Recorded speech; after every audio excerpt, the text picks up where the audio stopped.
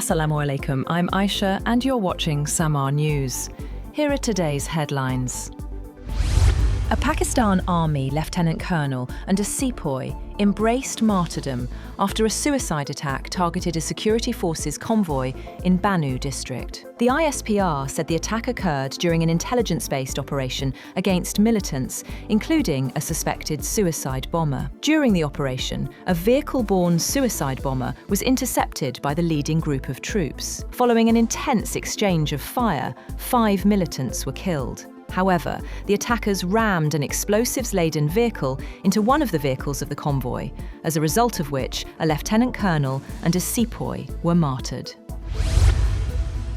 US President Donald Trump says he will raise temporary tariffs on nearly all imports from 10% to 15%, the maximum level permitted under the law. The move comes after the US Supreme Court struck down his previous tariff program, ruling that he had exceeded his authority under an economic emergency statute. Trump had initially announced a 10% across-the-board tariff following the court's decision, before confirming the higher 15% rate.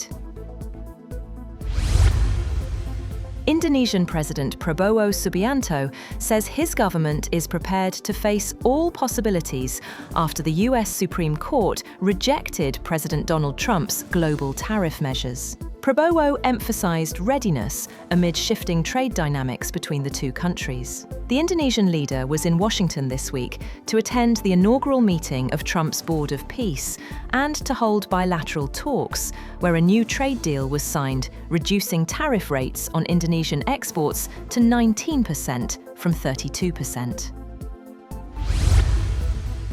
Iran and the United States are sliding rapidly towards military conflict as hopes fade for a diplomatic solution to their standoff over Tehran's nuclear program. Officials on both sides and diplomats across the Gulf and Europe say that Iran's Gulf neighbors and its enemy Israel now consider a conflict to be more likely than a settlement, with Washington building up one of its biggest military deployments in the region since the invasion of Iraq in 2003. A source familiar with the planning said Israel believes Tehran and Washington are at an impasse and is making preparations for possible joint military action with the United States.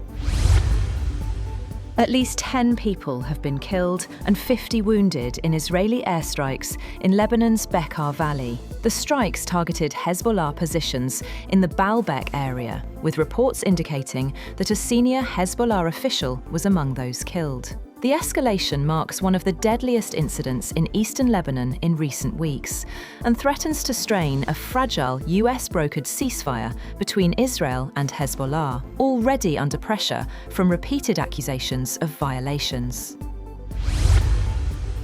Cuban security advisors and medical personnel are reportedly leaving Venezuela as US pressure mounts on Caracas to scale back its alliance with Havana. Interim President Delcy Rodriguez has shifted to Venezuelan bodyguards for her protection, marking a departure from past leaders who relied on Cuban forces. The US military has said that it struck a vessel in the Eastern Pacific, killing 3 men, the latest such incident in recent months. President Trump's administration has touted its success at taking out suspected drug trafficking vessels in the area. The military said in a post on X, the vessel was engaged in narco trafficking operations. The United States Supreme Court has struck down President Donald Trump's sweeping tariffs imposed under the International Emergency Economic Powers Act, ruling 6-3 that the 1977 law does not grant authority to levy such duties. The opinion, written by Chief Justice John Roberts, upheld a lower court decision and handed a significant setback to the president. That's all for now. For more updates, visit www.samaa.tv. Thank you for watching Samaa News.